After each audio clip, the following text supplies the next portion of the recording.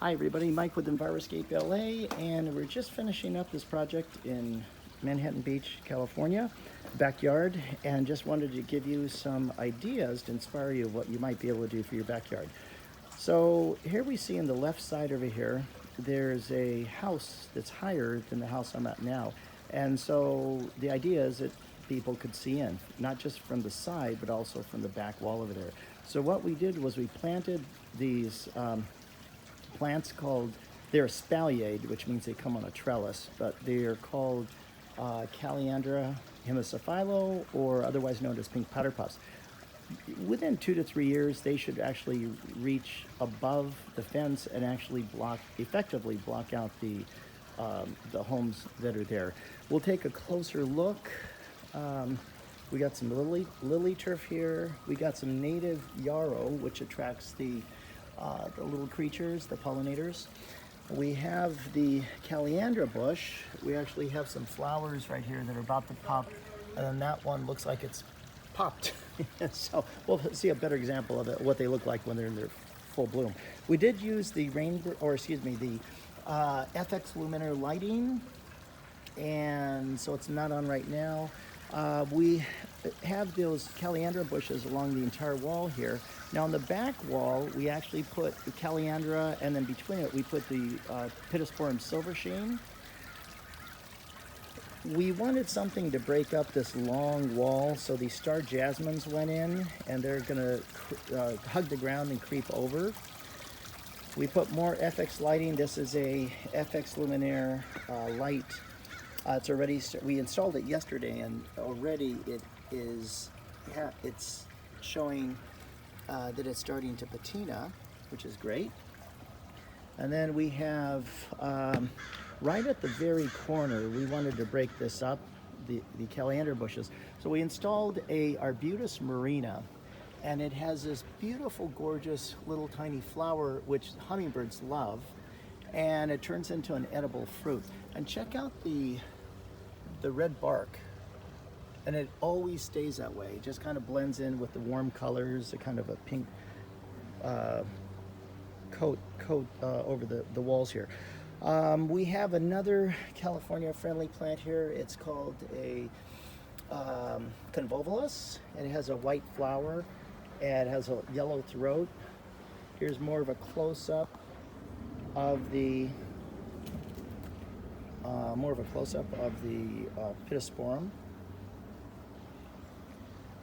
And then here's the Calliandras. And so as we look from the pole, looking to the back, we see here more of the garden. As I come to this section of the garden, we wanted a little bit of a food forest, but since there's a lot of hardscaping here, we decided to put in a very special, unique tree. It's an apple tree, yet it's also espaliered. We use a lot of espaliers on this job. And the idea is that we want to have apples throughout the year, and so the only way you can do that is get a grafted apple tree. And right now we're middle of February, and so we have 3 trees grafted into one tree. This is the Golden Dorset. Here's the Anna apple. This top one is the Fuji apple. And so we can see here that the Anna apple already has apples on it. It's amazing. So it's early spring, should be ready to start having apples. Now as these die out, then the Golden Dorset, you can see where it's just flowering, and those little flowers or little pollinators are doing their job.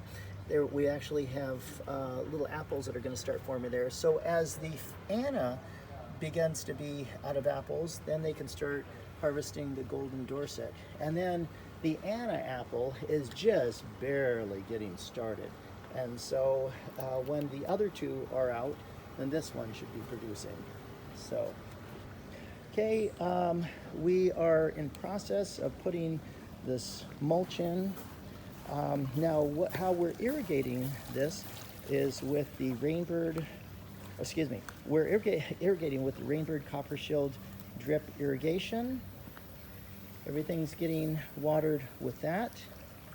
And then we're putting the mini deco bark. That's gonna help us to bring the soil biology in, and that soil biology will actually pick up, they'll actually make it allowable for the soil, the fertilizer that's in the soil, to be accessible to the plant materials. Over here, there's going to be an herb garden, and so we actually did a fusion of irrigation. We have drip irrigation, the big brown tubes, that's 0.9 gallon per hour, and we tied some micro sprays into it. And then eventually, once they put their seed down and everything sprouted, we turn this off. Oop, turn it off. It's as simple as that. Or you can have it go on. Yeah, so we're just doing all the testing right now. Over here is more Rainbird Copper Shield drip irrigation. We put the stones that are kind of meandering through the garden here. We've got a lot of California natives and or California friendly plants. Here's some lavenders, which practically live on no rainwater at all, or they live on rainwater practically, no extra water at all. This is the blue oat grass. It's the only habitat for the El Segundo blue butterfly. That's a native, California native. This is yarrow. That's a California native. Peter Pan agapanthus may not be native, but we got the variegated kind. Look how it just glows. This is a convolvulus, California friendly plant. Now through the steps, we didn't want anything that was gonna be a tripping hazard, so this is Sedum angelina. It's got kind of a yellow flower. Another plant doesn't need a lot of water is the Coleonoma.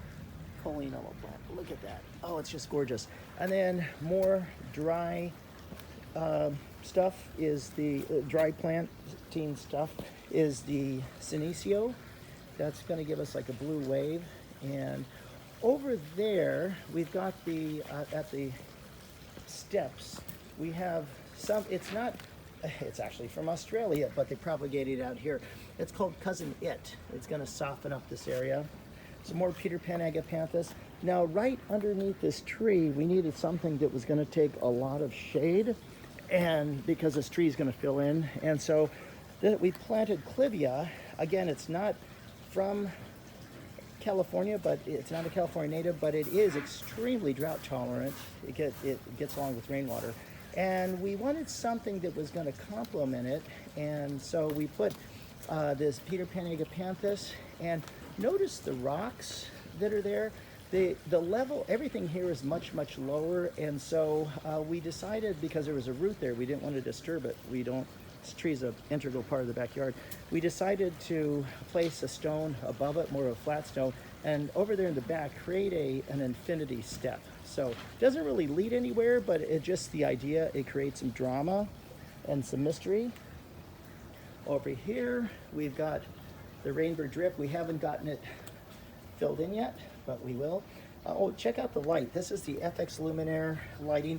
These are the colored lights. They allow you to change colors. You can dim them. And so it's going through the whole spectrum of light right now on the color wheel. Star jasmine are on the east side here. So the idea is to get that beautiful jasmine smell going. And so these will eventually join together.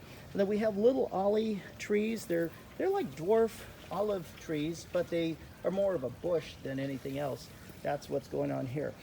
Over here at the bar, we didn't want to give like a hard wall, so we did some Nandina domestica. This is the golden ones, the golden Nandina domestica, and so it creates just a little bit of a buffer between the bar, so that you just don't you feel like you're part of the bar here, but you don't feel like you're not part of the garden. If you didn't want to be, choice can be up to you. Here's native yarrow, native blue oat grass, and check out that flower. That's Gaillardia. That's also a California native.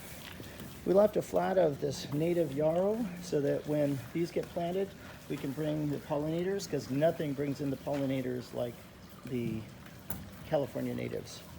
And so here's the other one we were just at a second ago. And so the mulch is just coming in. Now the reason we put the mulch, as I mentioned before, it helps the plants to have access to the nutrients in the soil. We don't like using petroleum-based fertilizers, the water, the petroleum-based fertilizers. We don't like using those. Synthetic fertilizers. The reason for that being is that these synthetic fertilizers are salt-based, and salt actually it dehydrates. It actually cuts water off, hydration off from your plants. And so we'd rather partner with nature. And so by bringing in this mulch, we're actually creating a situation where we are attracting mycorrhizal fungi and other small creatures, really, really tiny microscopic stuff. And what they'll do is they'll eat this bark up, and when they have the enzymes to break it down, which plants don't have the access, the enzymes to. And then when they break it down in their bodies, what's excreted becomes plant fertilizer, and that's how you partner with nature rather than using harmful chemical fertilizers. And if you do it, if you do it that way, partner with nature, you won't need to use the chemical herbicides or pesticides and so on. So this is how we do it when we create pollinator gardens or bird-friendly gardens, attract butterflies. This is going to be pretty much a natural habitat out here. So just wanted to bring this to your attention. Here's a big swath of native yarrow, along with the lavenders, the Peter Pan agapanthus. There's a whole design to this. This is the entrance to the back area, either to the jacuzzi or to the fire pit. But there's a cousin so it's a California friendly plant. It's not actually a native, but it is Australian, and it gets along on very tiny little amount of water. So blue fescue, same thing. But this cousin that's its actual official name, is actually going to get bigger and kind of just sway in the wind. Here's some lantana. All of this is drought tolerant and either native or California friendly. So I really want to emphasize that. Okay, we're just laying the mulch down, but I wanted to get these great shots of mulch, the drip irrigation just before the mulch. Okay, there you have it. How you can partner with nature, create a beautiful drought tolerant garden that attracts the birds, the bees, the butterflies, the pollinators, and there's some technology obviously with the lighting that's going to make it spectacular at night, but how to do this and do it in a way that uses minimal energy. The lights are low voltage, of course. They're actually LEDs, they use a fraction of electricity. But how to do this in a way that partners with nature, that uses natural means to be able to fertilize, so you minimize your energy outputs. Okay, this is Mike with Envirorscape LA signing off. Well, thanks for joining us. Take care.